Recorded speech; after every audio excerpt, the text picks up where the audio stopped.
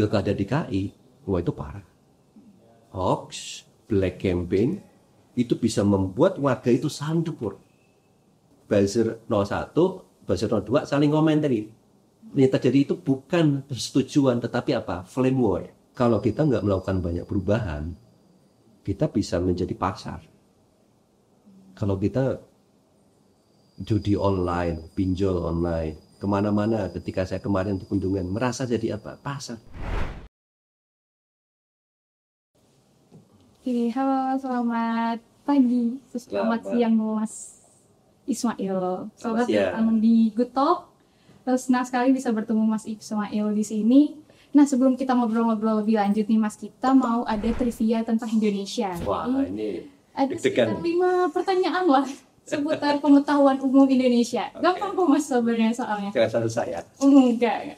Kita mulai, Masnya udah ready atau belum? Ayo ready. Oke. Bismillah. Pertanyaan pertama. Saat ini Indonesia punya berapa provinsi? A 36, B 37, C 38. 37. Oke.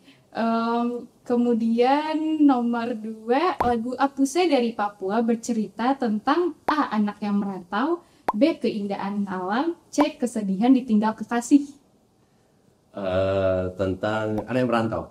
Oke. Kayaknya salah deh. Nanti ya kita spill jawabannya ya Mas.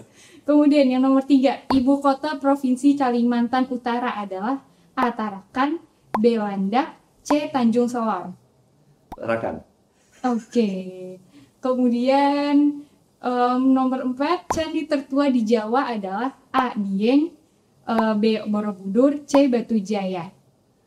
Ini selesai. Borobudur aja. Oke.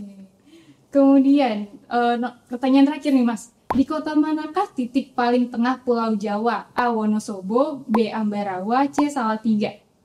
Dekatan deh ini ya. Titik tengah Wonosobo. Oke. Dieng. Kita review satu-satu ya Mas. Nomor pertama.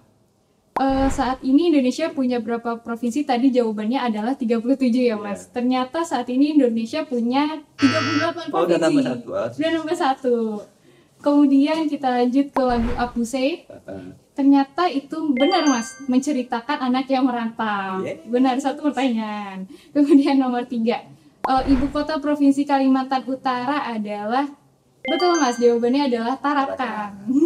Kemudian di nomor 4, candi tertua di Jawa ternyata bukan Borobudur Mas, ternyata itu Candi Batu Jaya yang berada di Karawang. Jadi Candi Batu Jaya itu berdiri pada abad ke-5.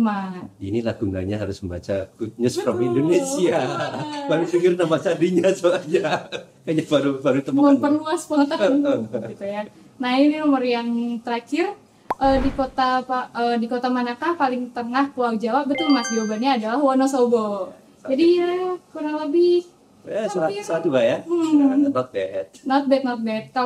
Kalau ulangan sih ini gak remedial Mas. Tenang. C. Kita lanjut ya Mas ke ngobrol-ngobrol nih Mas. Sebelumnya aku kepo nih. Kenapa sih namanya drone emprit gitu, kayak kok emprit gitu? Yeah. Boleh diceritain dulu Mas latar belakang namanya? Jadi saya tuh lahir di desa. Biasa waktu kecil itu mainan burung emprit, saya pelintangin. Nah pada tahun 2016 menjelang 2017 kan pilkada DKI, itu politik kita lumayan rame, ya kan? Ramai sekali malah. Sekali ada demo kan, 411, 212 dan seterusnya, itu kan sekitar 2016. Bahkan 212 sempat di take down internetnya. Ya. Nah pada saat itu drone emprit belum ada, tetapi ada suatu peristiwa pada saat demo itu ada berita hoax, bilangnya ada 2 orang meninggal. Di berita itu seolah meninggalnya pada saat di demo, pas demo. Padahal saya baca lagi isi beritanya meninggalnya 2 hari sebelumnya di perjalanan menuju ke acara, mungkin kecelakaan atau apa waktu itu. Nah, tapi berita ini diviralkan oleh sebuah situs berita yang nggak terlalu terkenal, dan dia menggunakan bot. Saya lihat itu di data drone emprit di dashboard. Waktu itu belum drone emprit ya, media kernel namanya. Itu saya kelihatan dia menggunakan akun-akun wajahnya Eropa, nama Eropa, benar-benar bot, dan orang nggak tahu. Tiba-tiba ramai aja. Saya pikir ini sering sekali ternyata hoax-hoax itu muncul dan dimanipulasi, dan saya harus menyajikan supaya publik kan nggak kena hoax. Itu baru hoax dari media ya.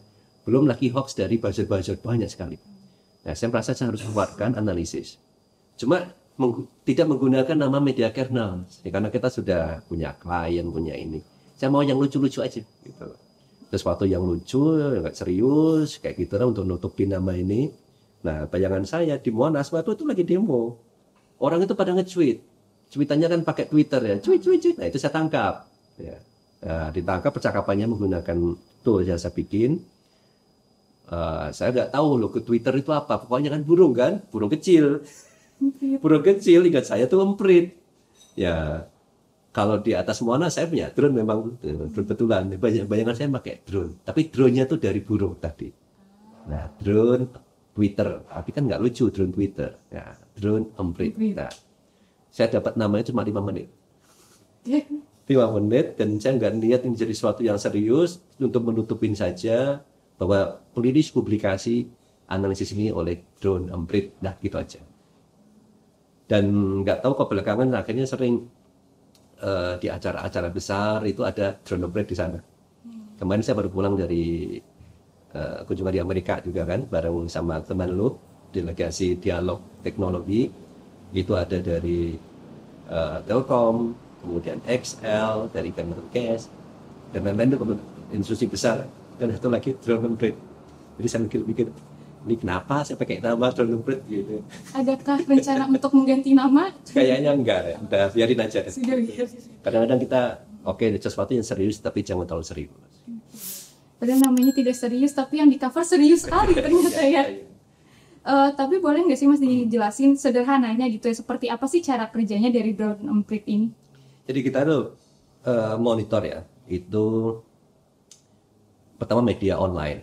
Dan saya kembangkan waktu dari Belanda dulu itu untuk mengcover semua media online. Ada ribuan media online dan banyak sekali. Terus kemudian kita ambil datanya, setiap jam kita ambil, dari sehari itu bisa sampai ribuan artikel juga kita dapat. Kemudian dari media sosial, dari YouTube, yang paling utama kan Twitter, waktu itu kan paling banyak, Facebook, Instagram, sekarang juga TikTok dan lain-lain itu kumpulin. Nah, itu menggunakan tools. Nah, kalau sudah terkumpul sangat besar, kita harus menggunakan sistem big data, ada proses visualisasi, penyajian yang mudah dipahami. Proses ini kalau kita lakukan secara manual bisa, tapi butuh waktu lama. Crawlingnya sendiri, analisis kita. Tools yang kita kembangkan itu membuat semua proses otomatis. Tinggal masukin kata kunci, tunggu sekira 15 menit, udah dapat hasilnya. Nah, proses inilah yang lama kita buat supaya mudah proses itu semua, sehingga orang awam yang tidak paham big data, tidak paham data science, dia ngerti aja lah cara membaca grafik kayak gitu kan, mendapat informasi penting, dia langsung bisa dapat informasi itu dari dashboard, kira-kira gitu. Kalau mau mengakses dashboardnya tersebut itu bisa akses di mana tuh? Sekarang ini harus komersial ya. Awalnya sih komersial. Kebetulan saya tuh ngajar di UII, Universitas Islam Indonesia di Jogja, tahun 2018. Kemudian 2019 saya pikir banyak tuh ternyata yang minta orang untuk supaya dapat akses. Waktu itu Twitter masih gratis ya, jadi dia menyediakan API, data saya ambil itu gratis, dan banyak topik-topik yang tidak dianalisis sama perusahaan. Ya kira-kira saya nggak bisa monetisasi lah gitu ya.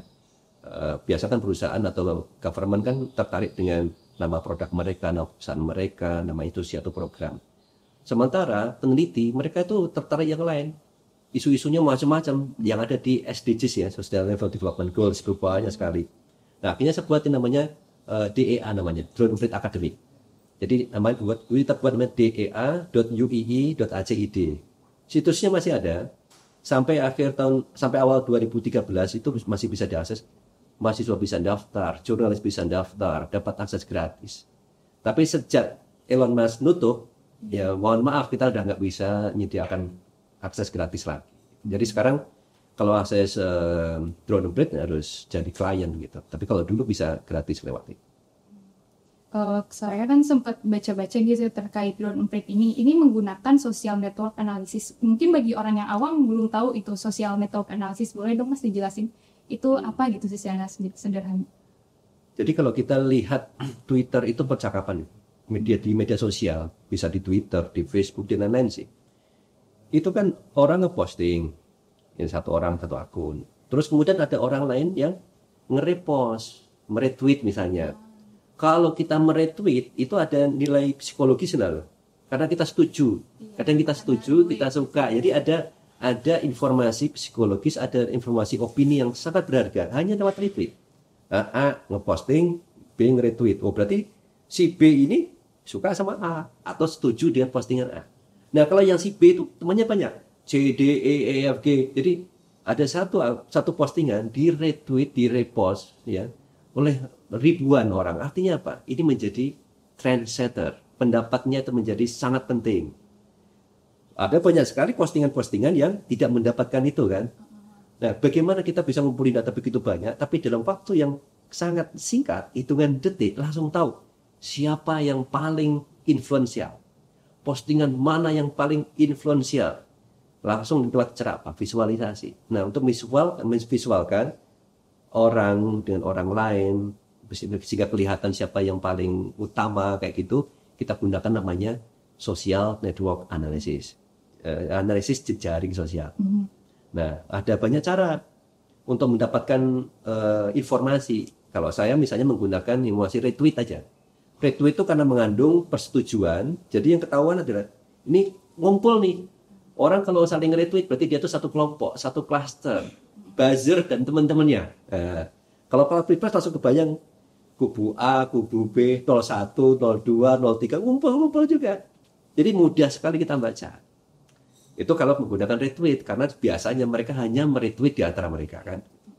Ada juga cara yang lain, lewat komentar. Misalnya seorang postingan, saya komen. Berarti kan saya bisa hubungkan kan, bahwa saya itu tertarik mengomentarin ini. Tapi kalau yang saya gambarkan adalah komen-komen, itu yang terjadi adalah, kan yang terjadi sering buzzer 01, buzzer 02 saling komentari. Yang terjadi itu bukan persetujuan, tetapi apa? Flame war.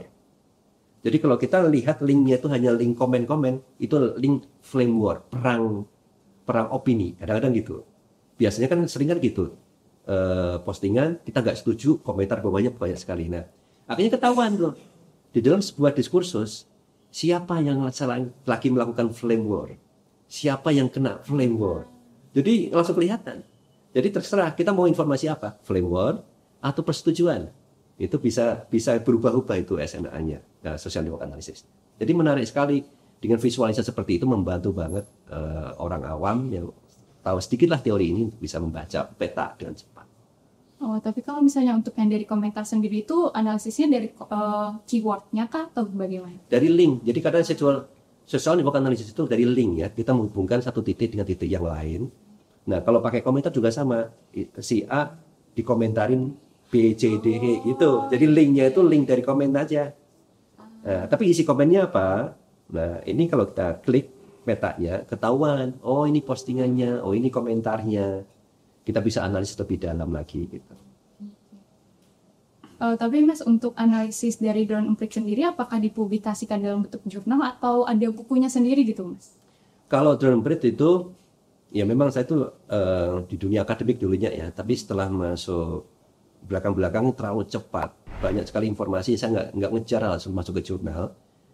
Jadi saya pribadi dari drone emprit tidak mempublikasikan ke dalam bentuk jurnal. Tetapi lewat drone emprit akademik, kita punya niat waktu itu supaya apa? Mahasiswa, peneliti, dosen, kadang-kadang juga jurnalis, mereka yang mempublikasikan. Makanya ketika kita lihat ya dengan drone emprit akademik itu di Google Scholar, kalau kita cari drone emprit itu dalam tanda kutip ya, itu ada sekitar 500-an hasil pencarian. Sekian ratus itu artikel yang menggunakan drone emprit sebagai referensi. Beberapa artikel masuk jurnal Q1. Tidak ada satupun yang saya nulis, nggak ada. Nah, jadi mereka ini yang menulis. Jadi drone emprit itu sebagai enabler aja. Kita ingin membantu mereka untuk melakukan penelitian-penelitian ini dan bidang. Tapi kita juga bikin analisis publikasi dari drone emprit itu lewat media sosial. Saya taruh di Facebook sama Twitter. Kenapa itu? Biar cepat, karena hitungannya gini. Sebuah peristiwa, saya analis hari ini, itu harus hari ini juga diketahui oleh publik. Nggak bisa nunggu minggu depan. Nggak bisa, karena udah basi. Karena publik harus tahu saat itu juga terjadi sebuah isu, ada orang yang memanipulasi, ada petanya seperti ini. Gitu. Dan itu sering sekali terjadi. Nah itu saking banyaknya, akhirnya kita bikin buku. Contohnya ini kan banyak sekali. Sampai membaca Indonesia ini, dari seri 1 sampai 5. Ini tahun 2018. 1 bulan itu bisa terjadi isu itu sekitar, seminggu itu bisa jadi 2 sampai 3 isu. Jadi 1 bulan itu jadi 1 buku. Ini sudah 5 seri, dan sebetulnya waktu itu ada 4 seri lagi udah siap draftnya. Keburu COVID tahun 2020, kita nggak publish. Jadi sebetulnya bisa sampai seri 10 harusnya bisa ini. Yang Pilpres sekarang 2024 kemarin kita belum bukukan. Nanti insya Allah kita bukukan juga. Tujuannya apa? Karena buku-buku ini kan ada ISBN, sehingga memudahkan mahasiswa kalau mereka mau merefer peristiwa yang lalu berbasis data, itu bisa merefer ke buku ini. Gitu. Kalau sekarang merefernya ke Twitter, postingan tanggal ini kan nggak lucu kan? Ya, kita akan buat buku juga. Itu kalau mau mengakses bukunya bisa lewat mana tuh? Buku ini ada di Tokopedia juga. Ya, kita punya lapak download itu untuk memudahkan orang aja sebetulnya. Tapi kalau mestinya datang ke sini saya kasih gratis. E-booknya kah ada? E-book kita belum kasih. Oke, siap Mas. Karena dari sisi full text-nya sendiri sudah ada di Twitter saya, di Facebook saya. Mereka bisa ambil sama. Oh berarti bukunya itu bisa dibilang kompilasi gitu ya? Kompilasi, kemudian kita edit, kita teksnya bahasanya dibetulin gitu. Oke, Mas. Kalau ngobrol ini soal kabar hoax gitu ya di sosial media, kalau menurut Mas seberapa besar sih damage yang dihasilkan dari sebuah kabar hoax itu untuk masyarakat? Nah ini skalanya tuh kan bisa ringan sampai besar ya. Ringan membuat orang ya, kalau hoax ringan ya mungkin mereka bisa punya pandangan yang salah saja, tidak harmful buat dia, nggak harmful buat orang lain. Di level yang tertinggi itu bisa bakar-bakaran, ya. Bisa beberapa peristiwa akan terjadi pembakaran rumah ibadah atau rumah itu. Pilkada DKI, wah itu parah. Hoax, black campaign, itu bisa membuat warga itu saling tempur, saling benci. Dan itu jauh lebih parah. Kenapa? Karena di situ pernah beberapa kali ini saya perhatikan, kalau kita analisis secara sosiologi, psikologinya, antropologi, dia mengangkat apa? Simbol agama, simbol budaya, misalnya klepon. Iya. Contoh waktu itu kan pernah klepon Haram. beragama apa Islam apa gitu kan, ya klepon apa gitu ya, pokoknya itu kan simbol budaya sebetulnya. Kemudian dihubungkan dengan agama, dihubungkan dengan suku.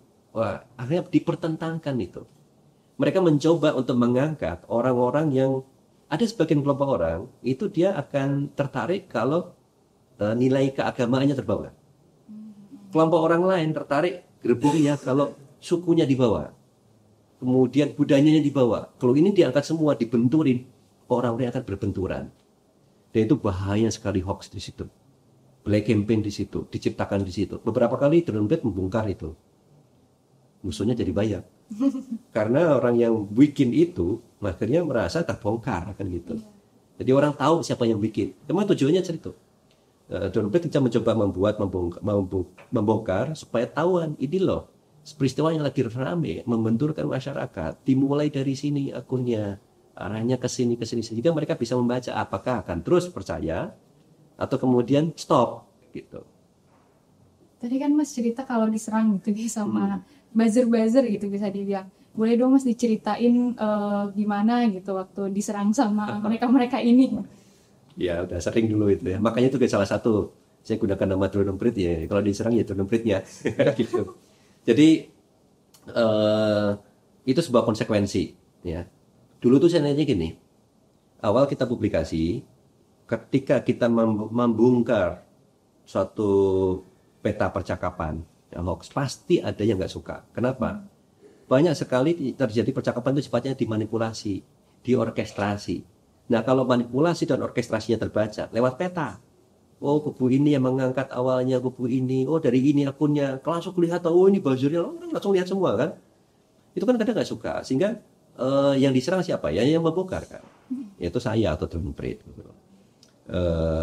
Macam-macam deh itu, berdampak ke ekonomi, ke proyek, ya itu sudah saya kira sebagai konsekuensi. Cuma saya pikir harus ada yang melakukan itu di Indonesia.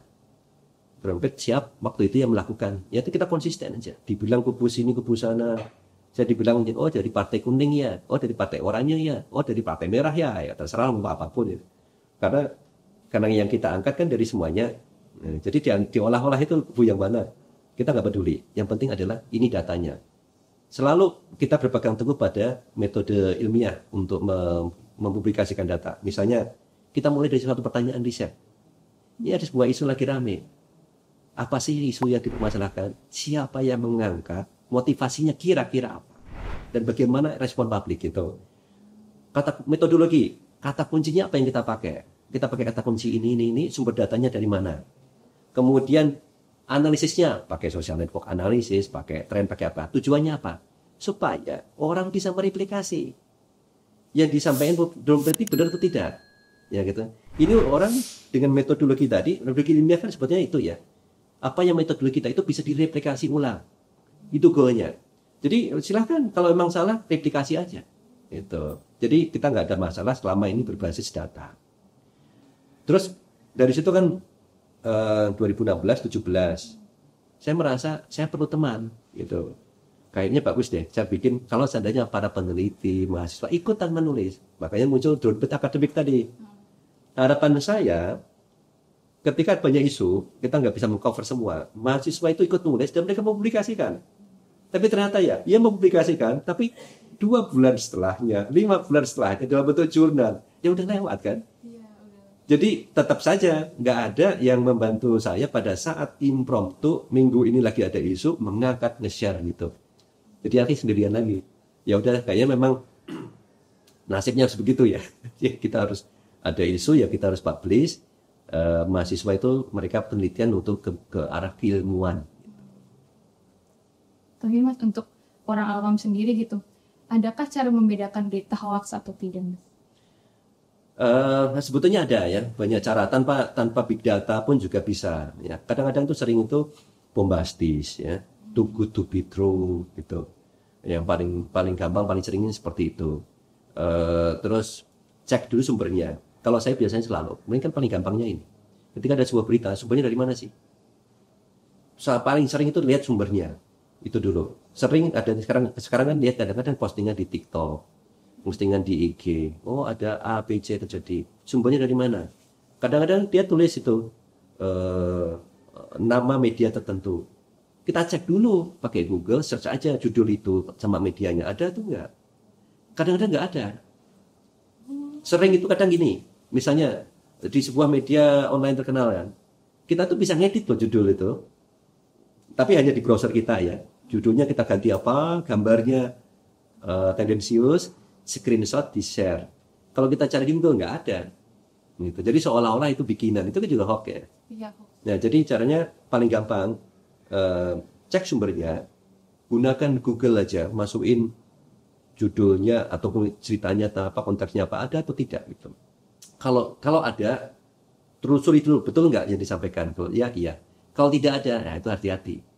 Bisa jadi itu hoax itu paling sering. Itu paling gampang cara paling gampang lah buat orang awam ya. Gitu. Oke Mas. Ini kan balik lagi nih Mas ngomongin Drone Emprit-nya. Yeah. Punya moto gitu ya, we don't claim to be neutral but we insist on being truthful. Itu maksudnya gimana? Ini kan ya. Iya. Jadi ini ada sejarahnya. Pas awal-awal kita ngembangin itu kan saya punya teman yang beberapa mereka yang banyak berpikir tentang demokrasi.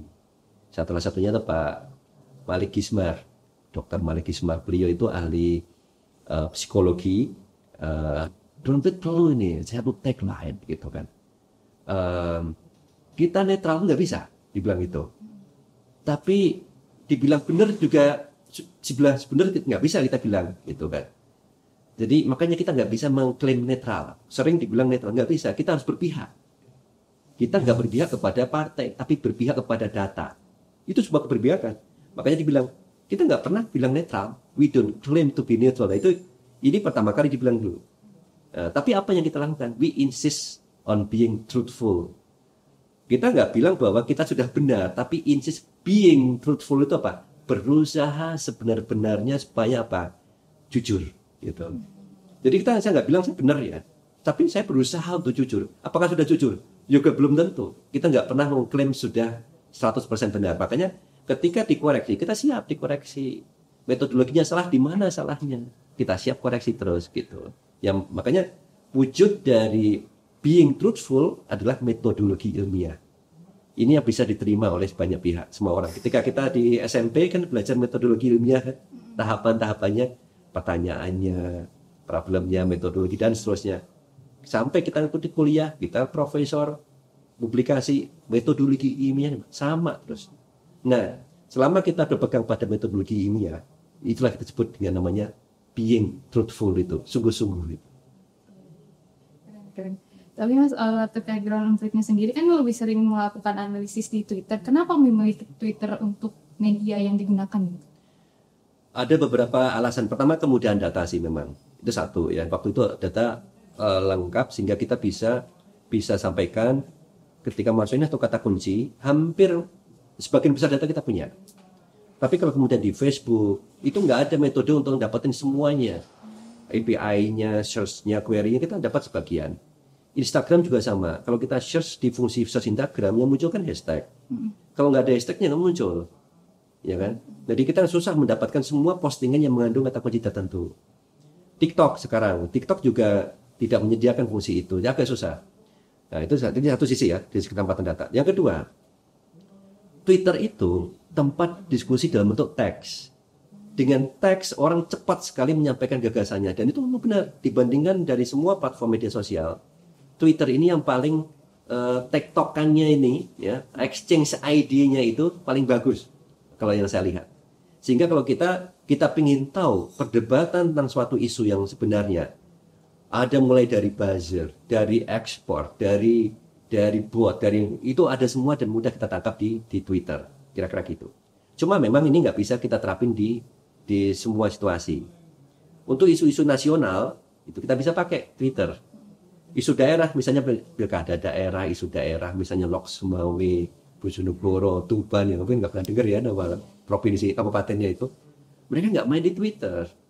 Mereka mainnya di Facebook, di Instagram. Ya, kita harus main di situ. Kan ada akun-akun khusus yang mereka banyak memposting. Surabaya misalnya EL100 atau apa gitu kan ya. Di mana itu posting semua berita di sana dan orang masih komen. Nah, itu kita ambil untuk mengetahui opini publik saat itu. Jadi sebetulnya nggak hanya Twitter saja ya. Kebetulan untuk isu-isu nasional Twitter masih berjaya dan itu mudah sekali kita dapetin. Masih isu regional kita harus masuk di news lokal dan kemudian juga channel-channel media sosial kayak IG, Facebook. Tapi yang paling sulit untuk dianalisis media sosialnya mana sebetulnya? Sebetulnya ini Facebook itu dulu dia menyediakan, lama-lama saling nutup gitu, jadi makin susah. Instagram itu juga fungsi search-nya terbatas gitu, jadi kita nggak bisa search full text gitu. Itu ya, termasuk dapatin datanya susah itu. TikTok masih lumayan, kita bisa dapat. Cuma TikTok sendiri kan berdasarkan FYP ya. Jadi hasil pencarian sama crawler kita sama orang lain bisa jadi beda gitu. Ya, dapat data nggak banyak, tetapi lumayan ada indikasi gitu. Saya kira itu masih challenging ya. Bukan nggak mungkin, masih bisa ya, kayak TikTok, Facebook, Instagram. Kalau YouTube lebih gampang sebetulnya. Kata kuncinya kita bisa dapat, komentar masih kita bisa dapat juga gitu. Cuma kalau di YouTube gitu ya, kita nggak ada yang trending topik ya seperti Twitter. Trending topiknya entertainment biasanya. Musiknya yang terdengar Ya, gitu biasanya. soal musik. Di dalam suatu artikel gitu Mas Ismail pernah bilang tanpa penguasaan teknologi manusia di masa depan bisa menjadi tidak relevan. Itu boleh dijelasin nggak Mas maksudnya itu apa? Jadi gini ya, beberapa kali ini saya mulai dibukakan ya, bahwa data itu is everything di masa depan. Contohnya terakhir aja.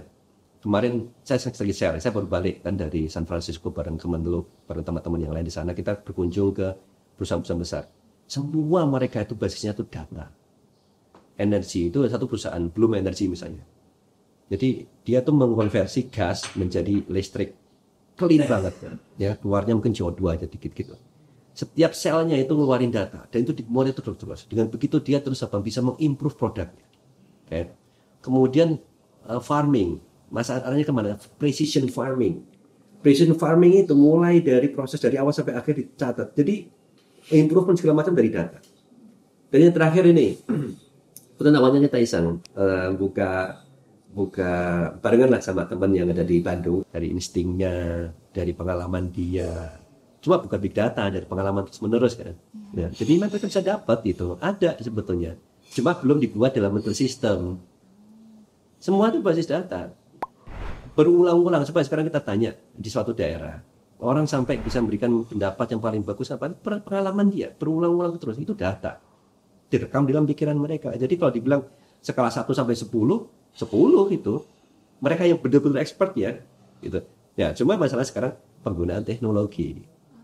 Gimana kemudian kita hadirkan teknologi, satu sistem pencatatan, sehingga siapapun orangnya, dia harus ngikutin ini.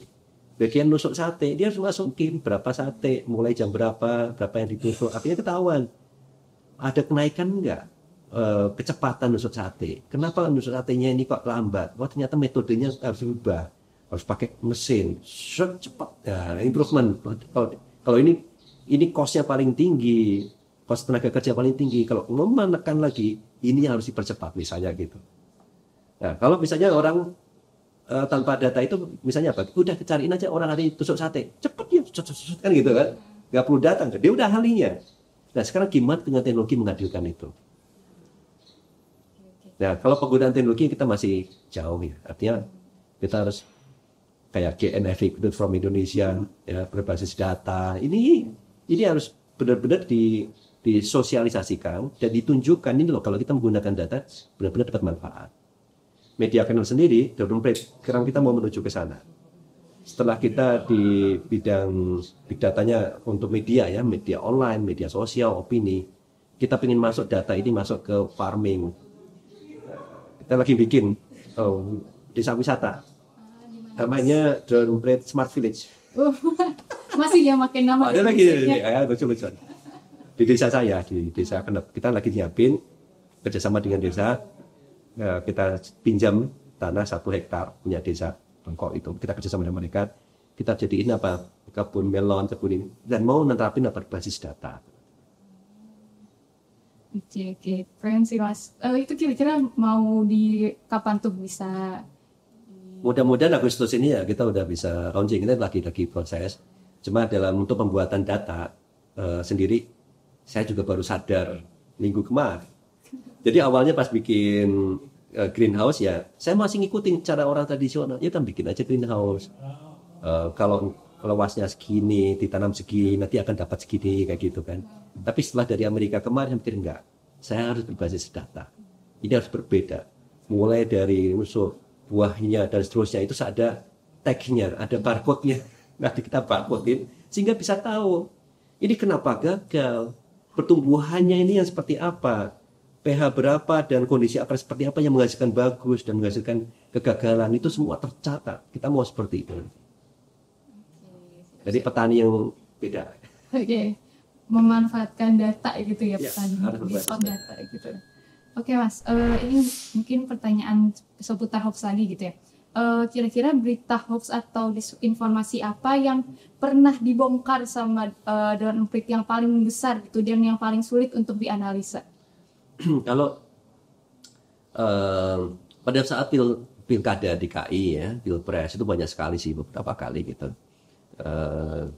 Contoh yang kemudian bikin repot juga gitu, sampai banyak orang pusing juga. Pas pilkada DKI itu ada spanduk cuma 3 biji tuh.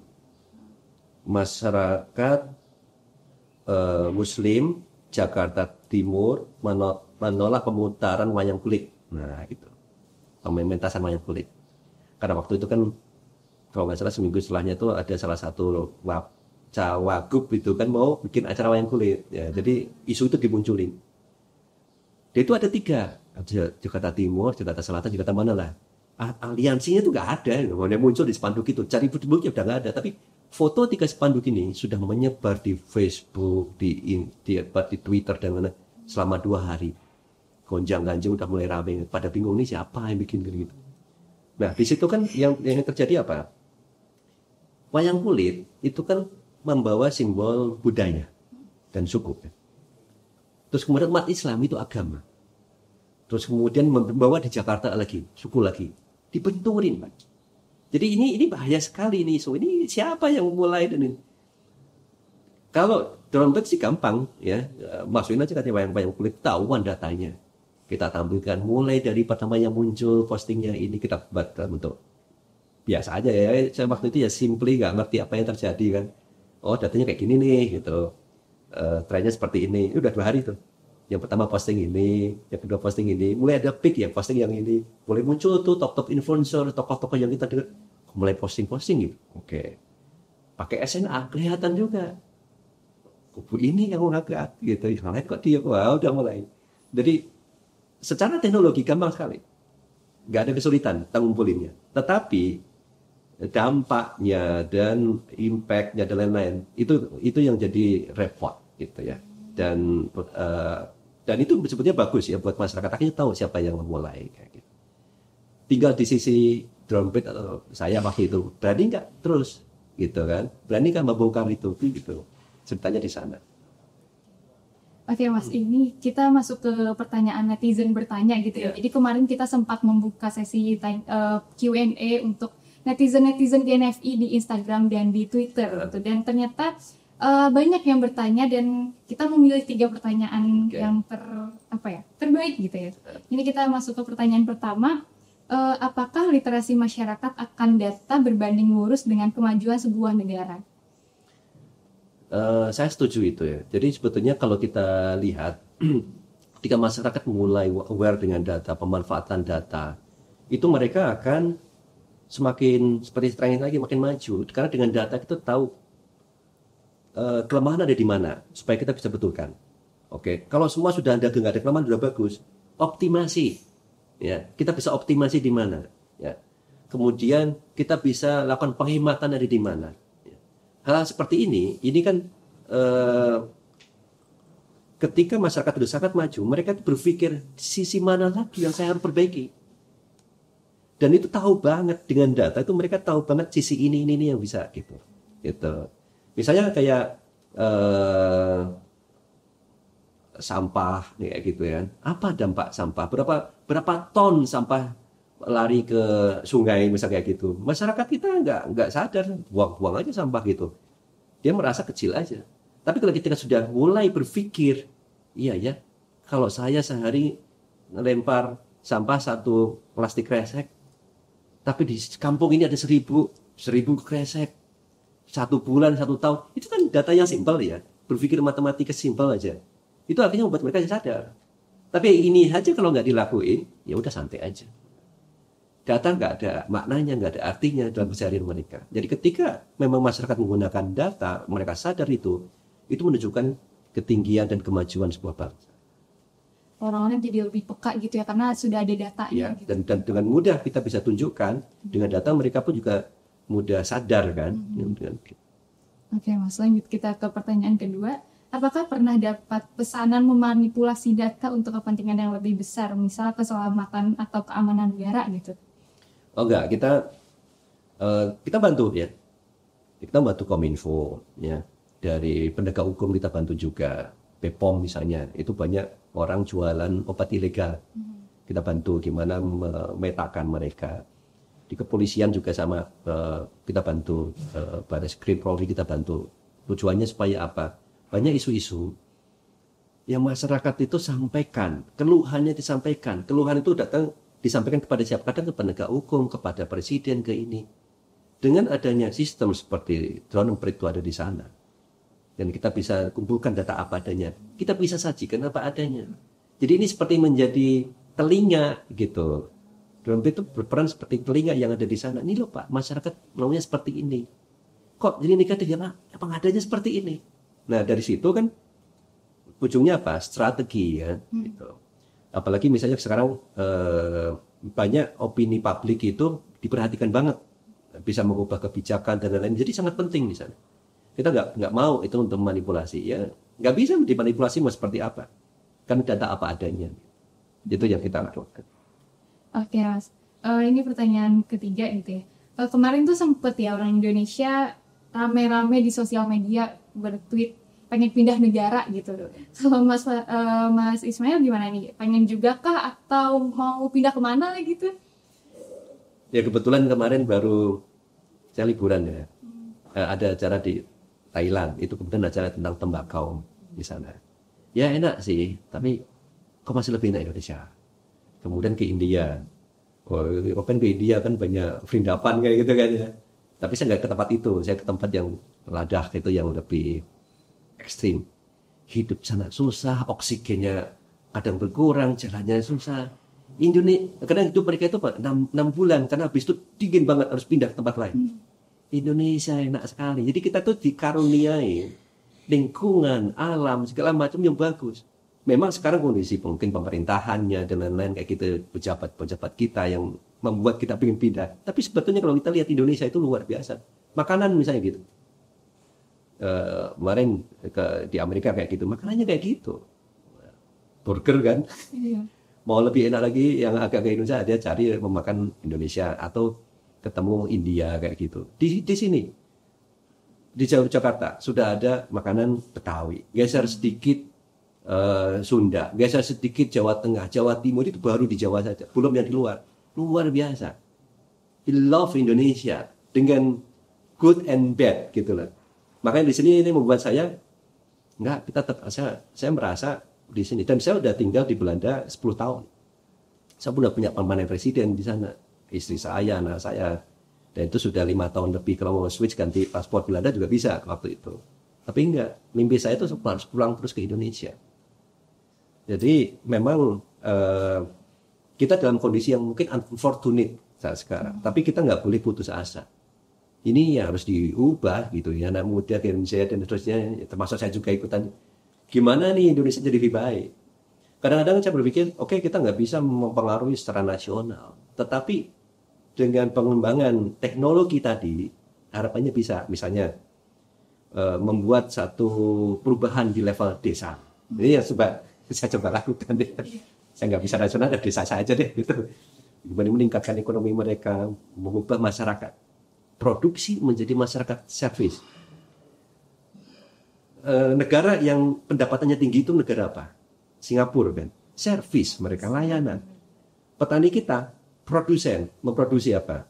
Padi dan lain-lain. Selama kita masih masyarakat produsen saja, ya jadinya kan ya harganya diomong-omong kan. Tapi begitu naik service, naik service seperti apa?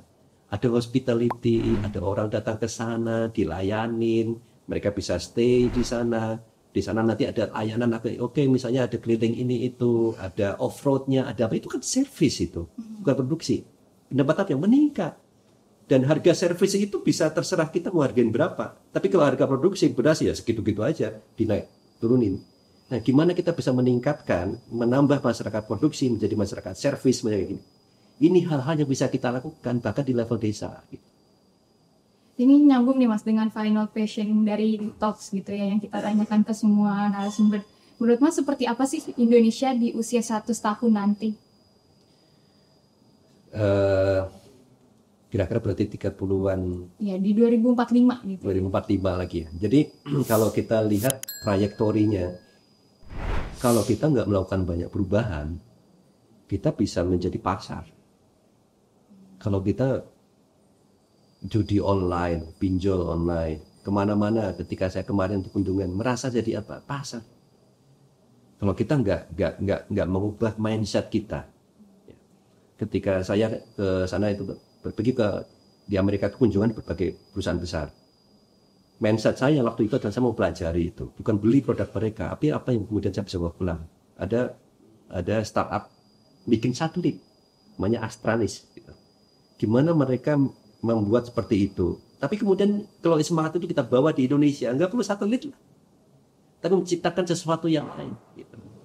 Memang kadang environment kita kadang kurang mendukung ya, ada pemerintah atau funding segala macam. Tapi kita coba cari celah-celah yang lain karena gimana pun setelah saya banding-bandingkan, masih banyak opportunity yang bisa kita lakukan juga di Indonesia. Jadi kalau kita nggak melakukan perubahan, kita di pasar. Kita nggak bisa dibilang Indonesia emas, bisa menjadi Indonesia cemas. Ya kalau trajektori pemimpinan kita, visi pembangunannya masih seperti ini, bukan Indonesia emas, Indonesia cemas. Makanya di sini kita harus hadir anak-anak muda, karena kan yang akan menentukan pilihan. Kita harus protes, harus menuntut, dan ikut juga melakukan sesuatu gitu. Apa yang bisa kita lakukan bareng-bareng itu. Saya kira itu tergantung kita sih. Cemas-cemas juga nih. Iya. Cemas-cemas demi Indonesia emas gitu. Ya, bisa. Karena kalau kita harus dengan kecemasan itu harus kita konversi menjadi satu hal yang positif ya, supaya jadi Indonesia emas. Oke, baik. Terima kasih banyak Mas atas waktunya. Senang sekali bisa sharing-sharing nih sama Mas. Sama-sama. Terima kasih banyak juga ya atas kesempatannya ini dari GNFI. Mudah-mudahan bermanfaat sharing ini. Saya juga ingin terima feedback ya dari Pak John Plate dan buat kita semuanya. Oke.